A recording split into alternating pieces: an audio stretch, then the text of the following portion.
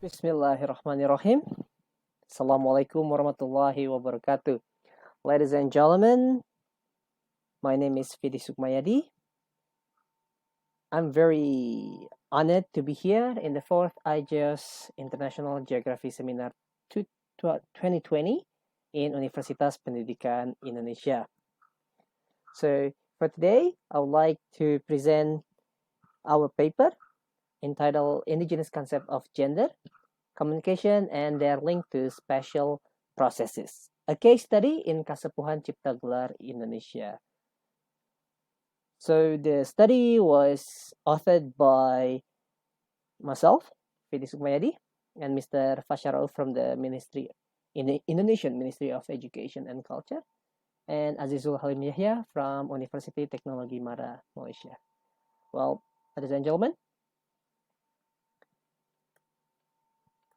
the reason why we choose the concept of gender and indigenous community, it is because the focus of gender is significantly shaped by both geographical and cultural conditions.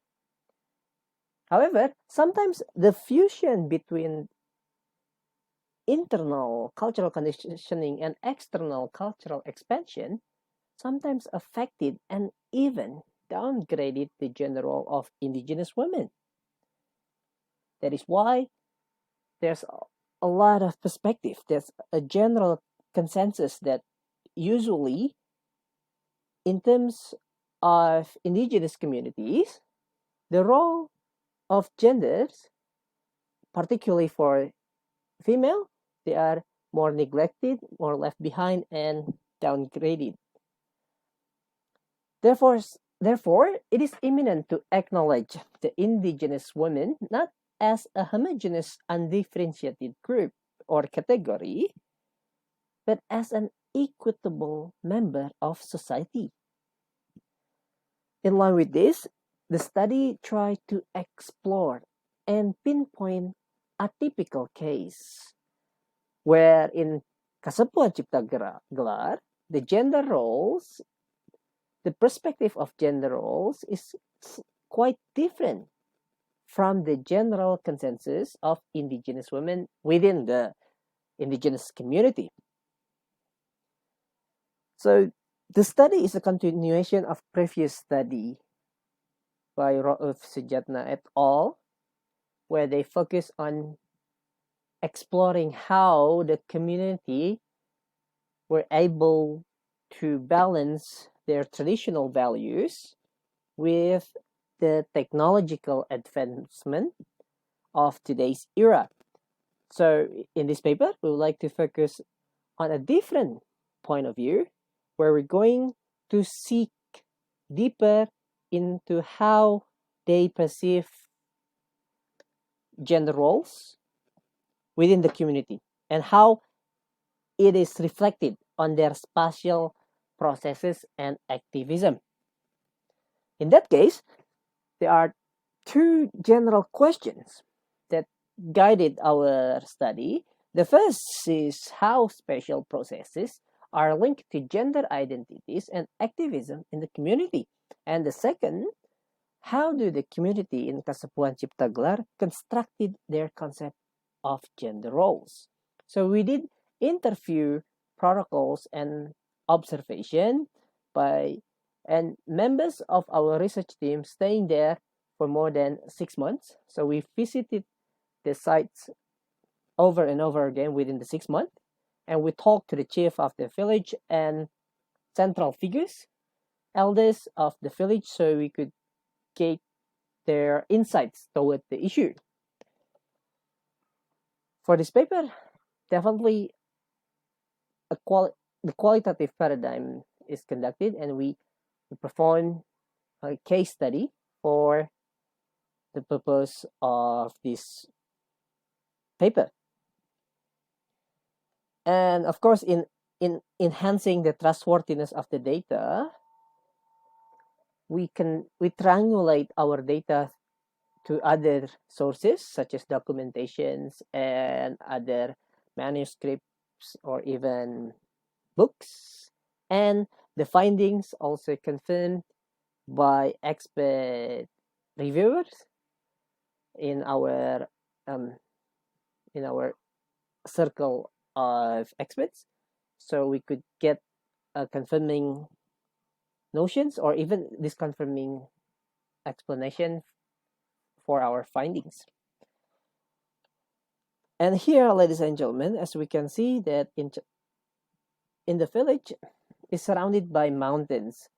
So in this case, gender equity was established as a form of social cooperation as a result of a geographical process where natural factors notably shape their day-to-day life.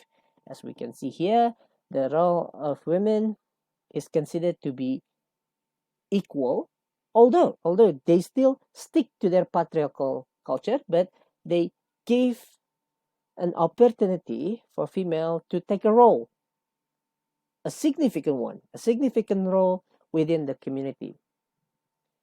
And the findings shows that the division of labor was created based on the geographical needs. The hard terrain, the hilly mountains, forced them to work together and coordinate by dividing the way they work, the way they cooperate. So the female member of the community has a role in developing and maintaining the economy of the community. So all of the harvest, the foods, and economic needs will under the responsibility of females, while the political and also other political education and other traditional values will be handled by the male. And this equality, we found that they considered the role of genders in the community as an egalitarian culture, and it is reflected in the values and the rituals of the community. So, for example, all of the ritual names were based on female. It shows how important female roles in the community. The word like ni, sri, or nini, these traditional rhymes reflected to a female figure. And in terms of traditional ceremonies, female were given an important role where, for example, in a harvesting parade,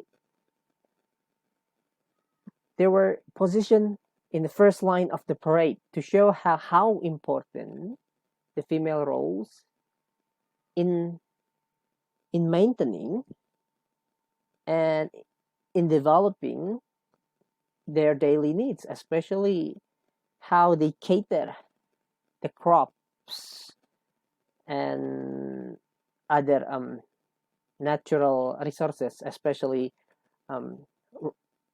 harvest related crops or fruits, vegetables like that. And that's why in their special processes, female are put in front and they are able to sit down together in the same room with the male counterparts. They have the voice to speak up. It means the egalitarian culture were reflected in their traditional day-to-day life. In conclusion, the indigenous community of Kasepuhan Ciptagelar constructed their concept of gender roles on traditional agrarian values, so they perceive egalitarian views toward gender roles. And the inculturation of the role of indigenous women in the Kasepuhan Ciptagelar is mostly applied by the application of traditional values in both ritual and daily practices, as we can see previously. And finally, this construction or this understanding of gender role is passing down to the next generation by hereditary communication in the form of oral narratives such as nursery rhymes, such as traditional ceremonies, and special features like the way they sit together in the same room to talk and to give each and every one opinions. Well, that will be all for today. Thank you very much. Thank you for listening and have a nice day. Billahi taufiq walhidayah. Assalamualaikum warahmatullahi wabarakatuh.